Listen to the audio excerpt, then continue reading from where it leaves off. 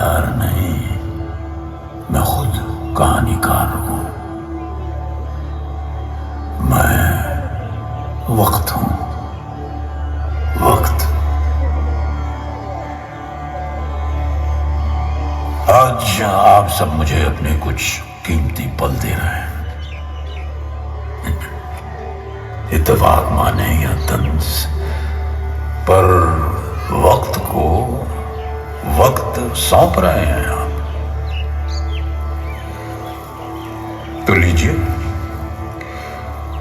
तो लीजिए मेरी तरफ से ये 400 साल, 400 साल इस किले का।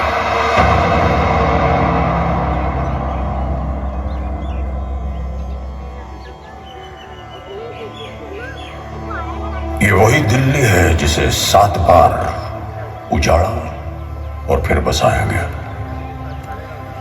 तोमर से लेकर मामलुक और सैयद से लेकर लोदी तक हर वंश ने दिल्ली से ही पूरे हिंदुस्तान पर हुकूमत करी। कहा जाता है आज से 5000 साल पहले यहां से कुछ ही दूर पांडवों की राजधानी इंद्रप्रस्थ भी हुआ करती थी। और इन सब के बीच एक ऐसा वक्त आया जब मुगलिया हुकूमत ने इस पर अपना परचम लहराया। सियासी वजहों के तहत शाहजहां ने अपनी पुरानी राजधानी आगरा को छोड़कर इस लाल किले की बुनियाद डाली और दिल्ली को अपनी नई राजधानी बनाकर यहीं से पूरी मुगल सल्तनत पर हुकूमत का आगाज किया।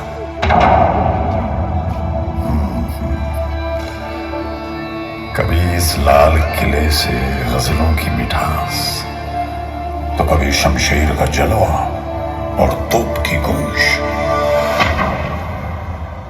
कभी यहां से पूरे हिंदुस्तान पर राज हुआ, तो कभी उसी हिंदुस्तान के देशभक्तों पर मुकदमा। न जाने कितनी दफा इसे लूटा गया, इस पर खौफनाक हमले हुए। न जाने क्या क्या देखा है इन दीवारों में। पर ये लाल किला ही तो है जिसने मुझे यानी कि वक्त को ये सब सहने के बावजूद मात दे दी। न सिर्फ पिछले 400 साल से ये यहां बेबाक और निडर खड़ा है, बल्कि आज भी हिंदुस्तान का बुलंद निशान है।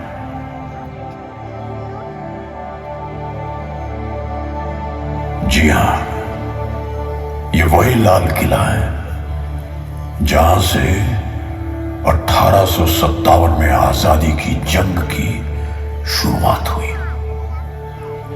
और ये वही लाल किला है जो आज भी शान और गुरूर के साथ देश का तिरंगा लहराया जाता है।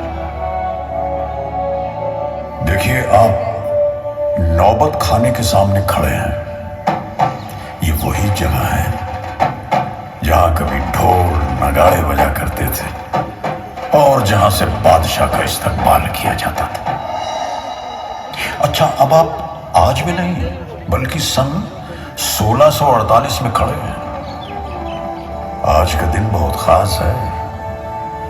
आज 18 अप्रैल है और महज 9 सालों में इस किले मुबारक का निर्माण पूरा हो गया है। आज खुद शाहजहां आपका इस्तकबाल और इस किले का उद्घाटन करेंगे।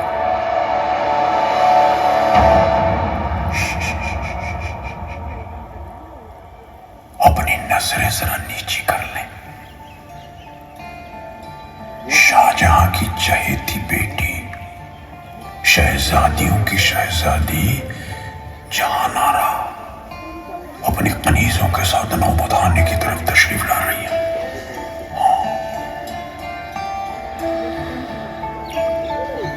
17 साल की यह शहजादी हिंदुस्तान हिंदुस्तान की बादशाह बेगम भी है। हालांकि बादशाह की 3 बेगमें हैं,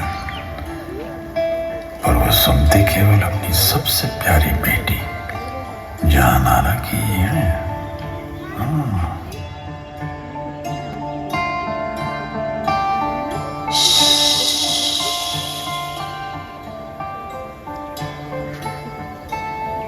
कुछ सुना तुमने?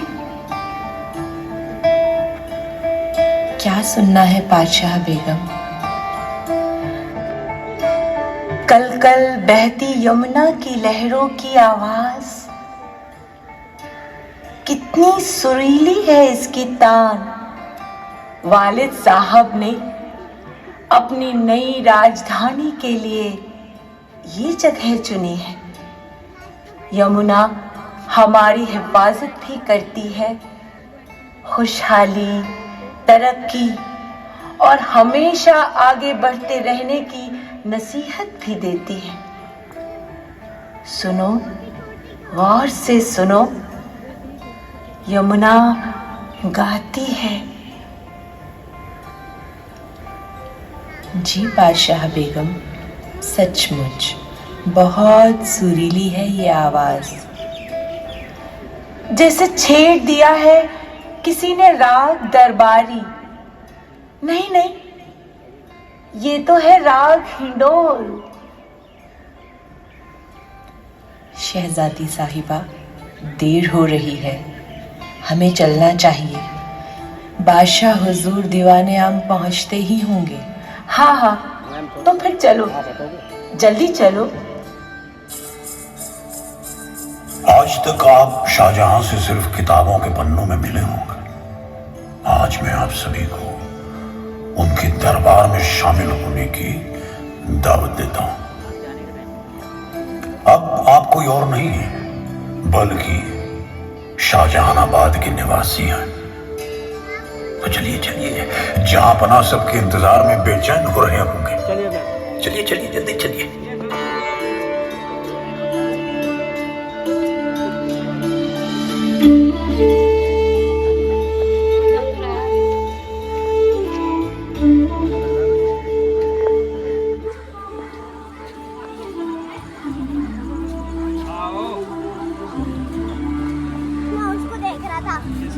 बंदे को उसको अभी तक येलो लाइट क्यों जा रही है?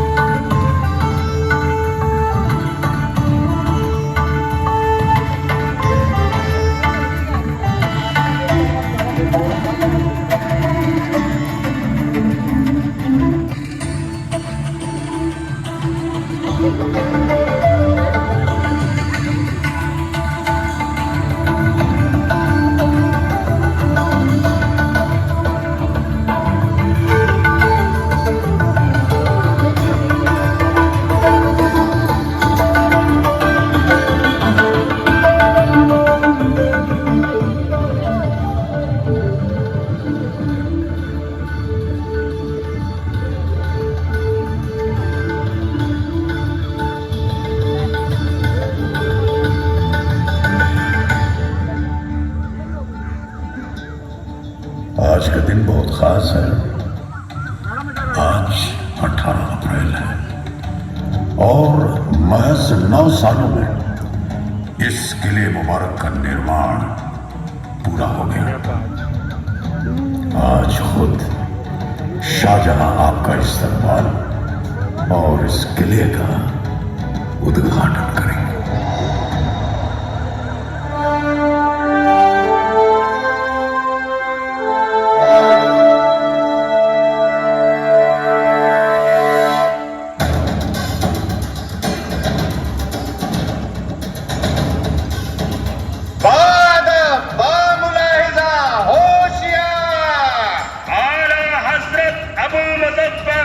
शिहाबुद्दीन मोहम्मद साहिब बिलाल सानी जिल्ले सुबहानी शहंशाह हिंदुस्तान।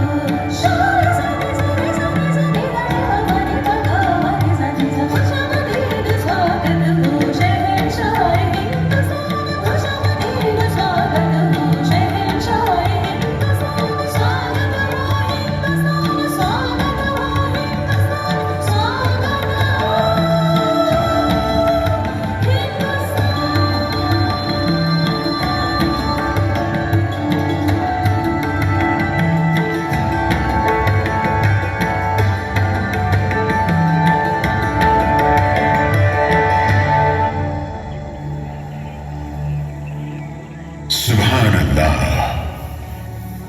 बरसों के इंतजार के बाद आज ये मुबारक दिन आ पहुंचा। मैं शहंशाह हिंदुस्तान शाहजहां इस किले में आप सबका खैर मकदम करता हूं। यकीनन ये किला आने वाले हिंदुस्तान की नई ताबीर लिखेगा। दिल्ली के लोगों, ये लाल किला मुबारक हो। बादशाह सलामत रहे, बादशाह सलामत रहे। शहजादा दारा शिको, शहजादी जहां आरा और शहजादी रोशन मारा, आप बताएं कैसी लगी हमारे ख्वाबों की ये ताबीर? इस किले पर 1000 सदके अब्बा हुजूर। सच कहूं तो ऐसा लग रहा है जैसे खुदा की जन्नत को अब जमीन पर ले आए हूं। बहुत खूब लाहौरी मियां, आपने जिस हुनरमंदी और मोहब्बत से यह किला तैयार किया है, हिंदुस्तान उसे हमेशा याद रखेगा। जहां पना आपकी खिदमत में पेश है ये लाल किला और ये दीवाने आम।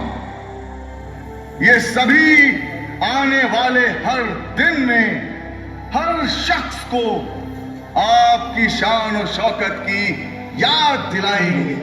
शहंशाह सलामत रहें, मुबारक हो ये लाल किला। शहंशाह सलामत रहे, शहंशाह सलामत रहे।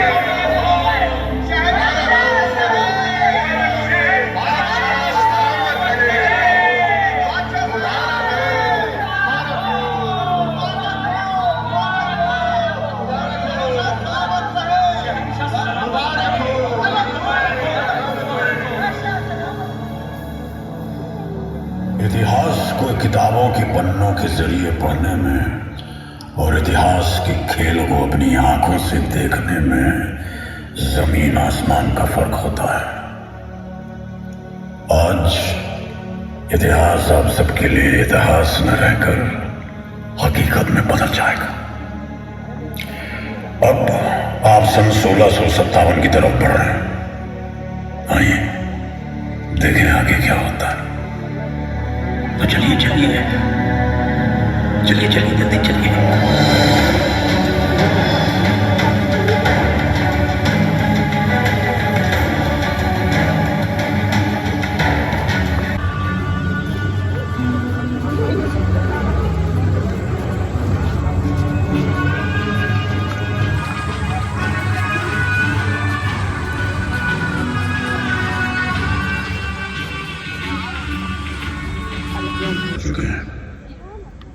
नजरें उठाइए और चारों तरफ देखिए। दीवाने खास की शोभा में शामिल ये सभी हसीन इमारतें, ये हमाम, मोती मस्जिद, ये खास महल और रंग महल। जिस दीवाने खास पर आप इस वक्त मौजूद हैं वही किसी रोज शिकोर ने भगवत गीता और कई उपनिषदों का फारसी में अनुवाद किया था। इसी दीवाने खास में तानसेन का दामाद गण समुद्र अपनी मधुर आवाज में ध्रुपद राग गाकर सबको सम्मोहित कर लेता था। सूर सैन की बीन और सुख सैन की रबाब की मधुर धुन भी सदा यहीं से सुनाई दिया करती थी। और इसी दीवाने खास से किसी जमाने में तय होती थी सल्तनत और पूरे हिंदुस्तान की किस्मत।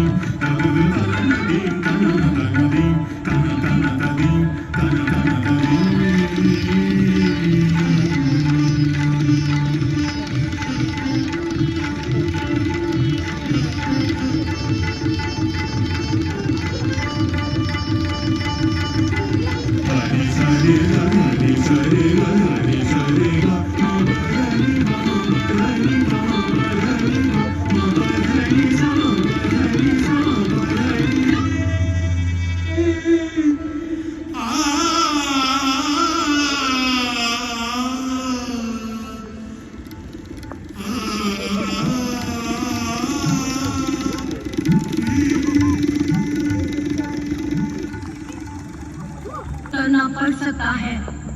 वक्त हाथ से फिसलता जा रहा है दारा। कुछ भी हो सकता है। हमें हर मुश्किल के लिए तैयार रहना होगा। चाहे जंग ही क्यों ना हो। दारश को सभी से हार था। उसे तो यकीन था कि हिंदू धर्म और इस्लाम के एक होने में ही हुकूमत की भलाई है। दोनों संस्कृतियों के मिलाप के लिए वो हिंदू साहित्य, समाज, संगीत और तौर तरीकों को समझने की पूरी कोशिश में लगा था। शायद यही वजह थी कि कट्टरपंथी औरंगजेब ने खून खराबे के बल पर तख्त को हासिल कर लिया।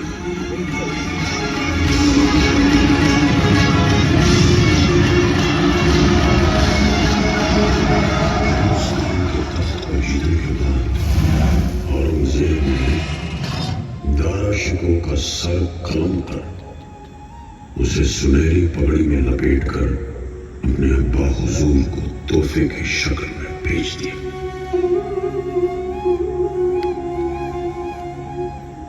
औरंगजेब की हुकूमत में लाल किले में संगीत, नृत्य, कविता और कला जैसे हर हुनर पर सख्त पाबंदी लगा दी।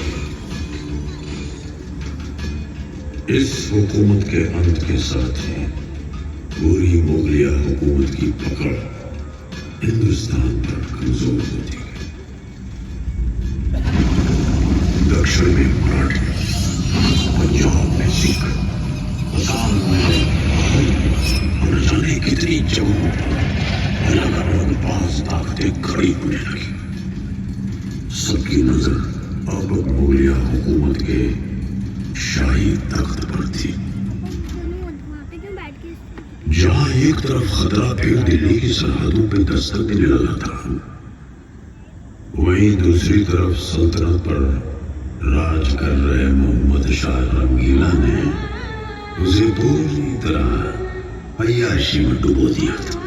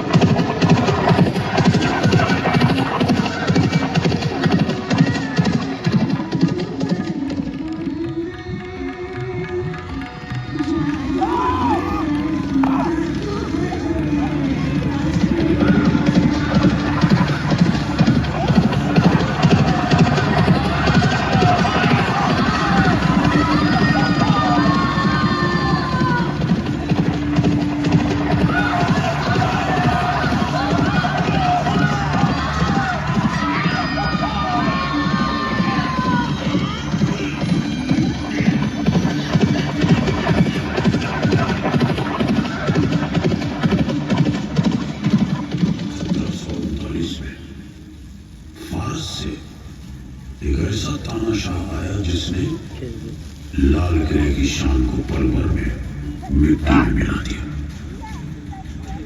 वो तानाशाह था नादिर।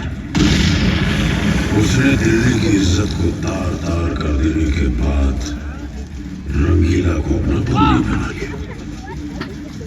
मैं हूं नादिर शाह अफसार। लोग कहते हैं मुझे नादिर कुली बेग फारस की तलवार। दिल्ली को मैंने दिल से लूटा है। अब तो बस एक ही तमन्ना है, ये तख्ते ताऊस, ऐ तख्ते ताऊस, आज और अभी से ये तख्ते ताऊस हुआ हमारा, नादिर शाह अफसार का।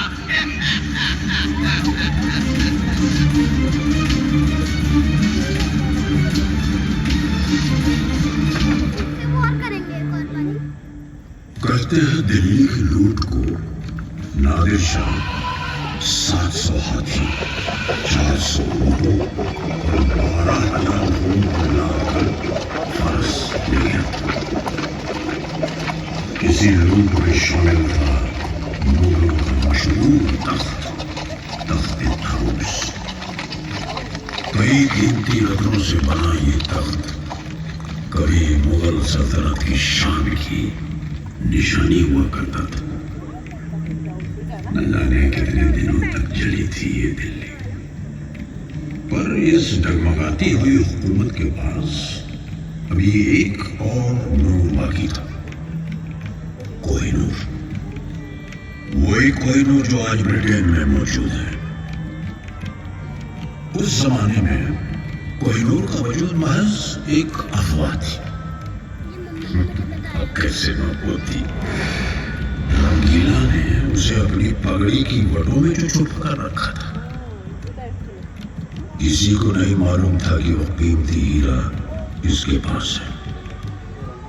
सिर्फ एक नूरबाई ही थी जिससे रंगीला का ये राज छुप नहीं पाया था। बदकिस्मती से नूरबाई का रंगीला के अलावा एक और यार था, नादिर शाह। और उसने ये राज नादिर को बता दिया। अब नादिर की नजर कोहिनूर पर थी। उसने मोहम्मद शाह को आगरा बुलवाया।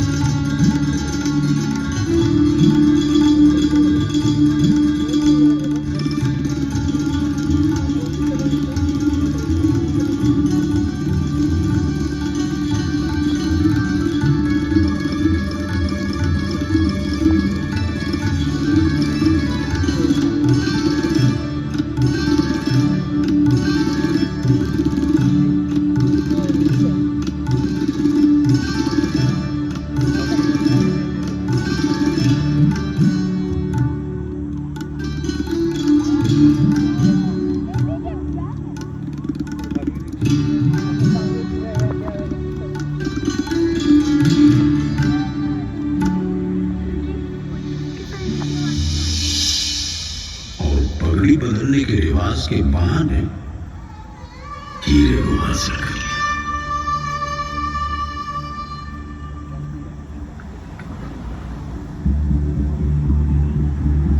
खौफनाक हमलों, लूटपाट और लंबे संघर्ष के बाद कई शान से खड़ा ये लालट किला अब खोखला हो गया था। 18वीं सदी में मुगल बिखरने लगे थे और सल्तनत कमजोर पड़ती जा रही थी। अफगान के बादशाह अहमद शाह अब्दाली ने लगातार हिंदुस्तान पर कई खौफनाक हमले किए और आखिरकार सन 1770 में वो दिल्ली की सरहदों तक पहुंच गए। उस वक्त राज कर रहा मुगल बादशाह आलमगीर बस नजीब के हाथों की एक कठपुतली बनकर रह गया और ताकतवर बनने की चाह में उसने आलमगीर कुनबे का कत्ल कर दिया। वो कहां जानता था कि उसकी इस हरकत का जवाब मुगल मराठों के साथ मिलकर देंगे। मदद के लिए आई मराठों की विशाल और शक्तिशाली फौज ने किले को बाहर से घेर लिया। अब नजीब या तो मराठों की हर शर्त मान ले या वे मरने के लिए तैयार हो जाए।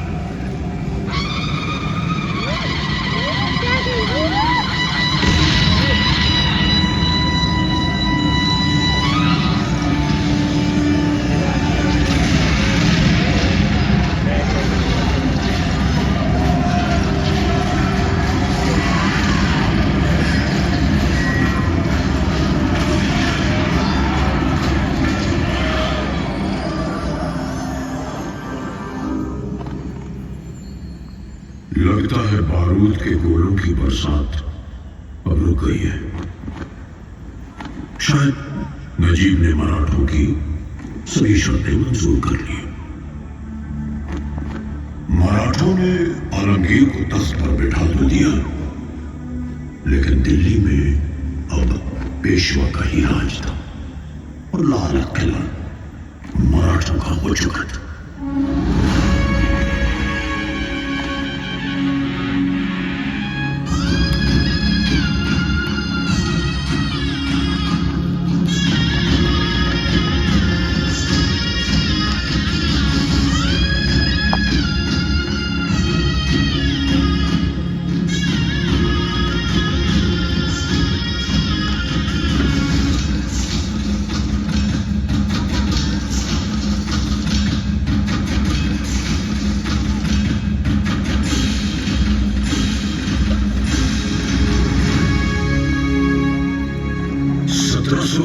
से लेकर लगभग 20 सालों तक मराठे दिल्ली में मौजूद रहे, लेकिन किस्मत ने एक बार फिर आसाम देखा और वो भी अपनी हुकूमत दिल्ली में ज्यादा दिन नहीं चला पाए। सुनाई दिया वही भारत के इतिहास में बसी एक दर्दनाक याद को जन्म देने वाली ब्रिटेन से आई ईस्ट इंडिया कंपनी। और ईंट का जवाब पत्थर से देने वाले भारतीय कहां चुप बैठने वाले थे। जगह जगह विद्रोह की आग भड़कने लगी। नाना साहब, तातिया टोपे, अजीमुल्ला, बांदा का नवाब और झांसी की रानी अब आजादी की जंग के लिए तैयार होने लगे। गुप्त पैगाम कमल और रोटी के जरिए गांव-गांव घूमने लगे ताकि अंग्रेजों को इस बगावत की खबर न लगे। 10 मई 1857 के दिन क्रांतिकारी आजादी का नारा लगाकर मेरठ से दिल्ली की ओर निकल पड़े, बादशाह हिंद को अपने फर्ज की याद दिलाने। बादशाह हिंद यानी कि मुगलिया हुकूमत का आखिरी वारिस बहादुर शाह जफर। बादशाह सलामत रहे। हुजूर, अंग्रेजों की यह कंपनी पिछले 100 सालों से अपने निजी मकसदों के चलते हमारा इस्तेमाल कर रही है। सरहदें तो तब पार हुई जब हमें जबरन राइफल इनफील्ड 54 थमा दी गई। इस राइफल को चलाने के लिए कार्टेज को मुंह से फाड़ना पड़ता है। कार्टेज को दांत से फाड़ने का मतलब गाय और सुअर की चर्बी को अपने मुंह से लगाना। और अब बगावत तो होकर रहेगी। आज से हर दिन तक हमारा नाम और हिमायत दोनों हिंदुस्तान के साथ रहेगा। हम सब एक होकर अपनी जमीन की आजादी के लिए जंग लड़ेंगे। लाल किले से दी गई 21 की इस्लामी से शहर जाओ। सदियों बादशाही तख्त को अपनी खोई हुई इज्जत वापस मिली और पूरा देश दुश्मन का सामना करने के लिए एक होकर खड़ा। आजादी की यह जंग बख्त खान की अगुवाई में लड़ी जा रही थी, जिसे खुद बादशाह ने चुना था। हिंदुस्तानी फतेह के बहुत करीब थे जब बख्त खान ने बादशाह से अपनी अगुवाई में एक आखिरी जंग लड़ने की दरख्वास्त की। बादशाह ने बख्त खान की बात मान तो ली, लेकिन उन्हें क्या मालूम था कि उनके महल में ही अंग्रेजों के वफादार खबरी छुपे बैठे हैं। कोई और नहीं बल्कि उनके अपने परिवार के सदस्य। बदकिस्मती से वो गद्दारों के बहकावे में आ गए और उन्होंने जंग में अपने फर्ज को त्याग दिया। फिर घुस पड़े अंग्रेज लाल किले के अंदर। सिर्कों का जोश टूट गया और वो बिखरने लगे। शाही परिवार हुमायूं के मकबरे में जा छुपा। उन्हीं के बीच छुपे हुए गद्दारों ने बादशाह से आत्मसमर्पण करवा दिया और अंग्रेजों ने मौका मिलते ही लाल किले पर कब्जा कर लिया। दिल्ली में लूट के नजारे थे और अंग्रेज अफसर हॉटसन को अपने कातिलाना इरादों को अंजाम देने का मौका मिल गया था। Major William Hotson, East India company ने उसे इस बगावत को रोकने और राजद्रोहियों के मन में डर पैदा करने के लिए खास ब्रिटेन से बुलवाया। This is Brevet Major Hobson, and I never let my men take any prisoners, but shoot them at once. Fire!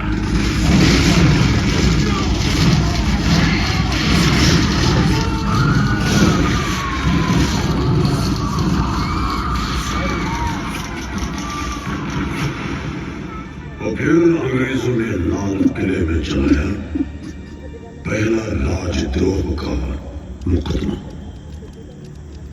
कई शहजादों को फांसी दी, कई इनकलाबियों को मार गिराया। मुकदमे के नतीजे के बाद बादशाह को देश निकाला देकर रंगून भेज दिया गया। कितना है बदनसीब जफर, दफन के लिए 2 गज जमीन भी न मिली कोई यार।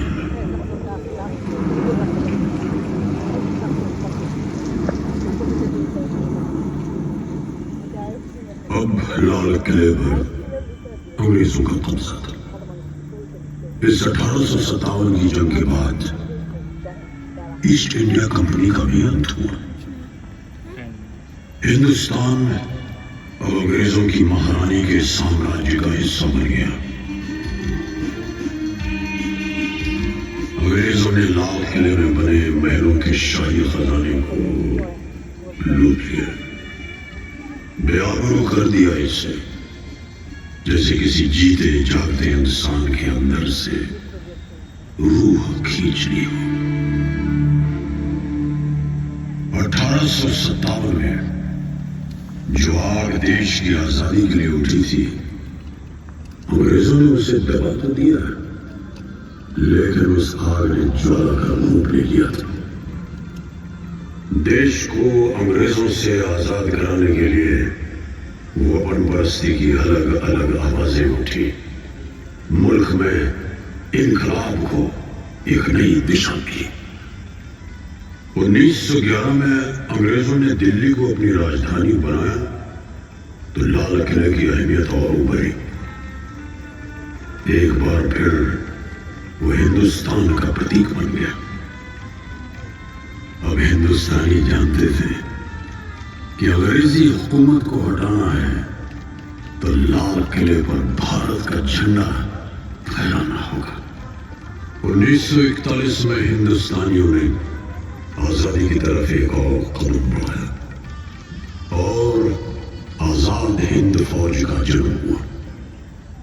हिंदुस्तान की अपनी फौज। इस आंदोलन की शुरुआत की सुभाष चंद्र बोस ने।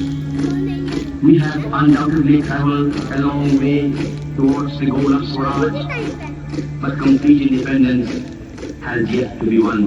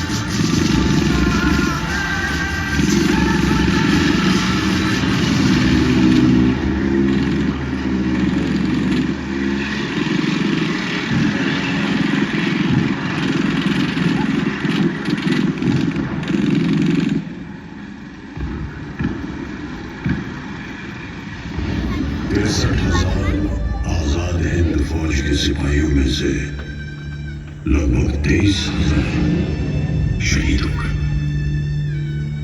कुछ 15,000 को रंगून, बैंकॉक और सिंगापुर से पकड़ कर हिंदुस्तान लाए।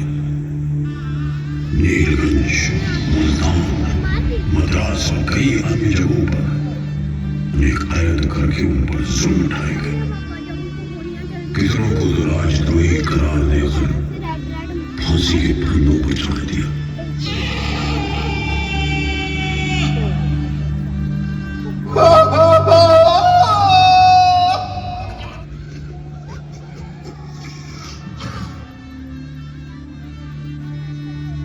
या फिर घटनास्थल पर ही गोली मार दी।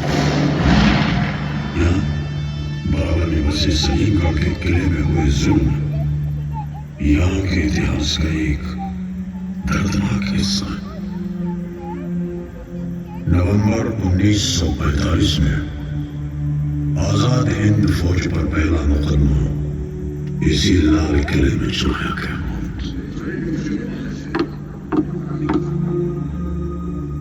अंग्रेजों से हिंदुस्तानियों की ये एकता बर्दाश्त नहीं हो रही थी। देश के टुकड़े करने के लिए उन्होंने एक और दांव खेला। मुकदमे के लिए 3 अलग-अलग धर्मों यानी हिंदू, मुसलमान और सिख से एक सदस्य चुना, लेकिन असर इसका मिला। लोगों का संकल्प अब और भी मजबूत हो गया।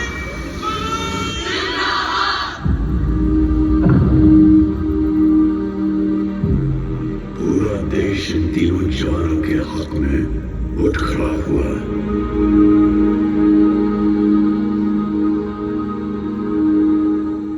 लाल किले से आई आवाज सैगल दिलों शहनवाज।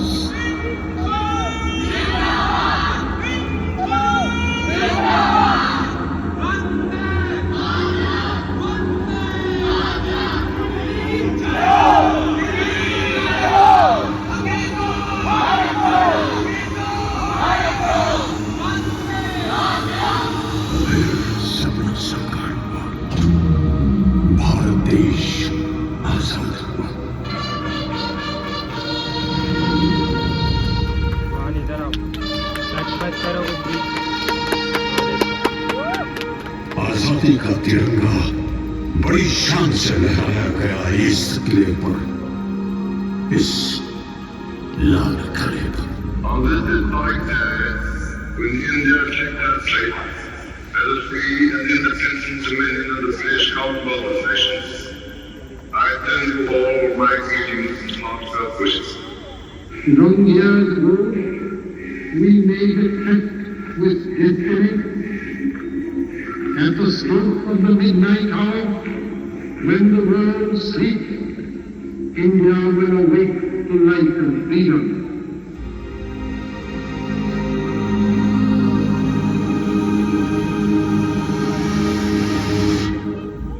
इस अमृतकाल में एक एक दिन, समय का प्रत्येक क्षण, जीवन का प्रत्येक कण मातृभूमि के लिए जीना, तभी 75 साल तक देश को यहाँ तक पहुंचाने में जिन जिन लोगों ने योगदान किया उनका पुण्य स्मरण हमें काम आएगा। जय हिंद।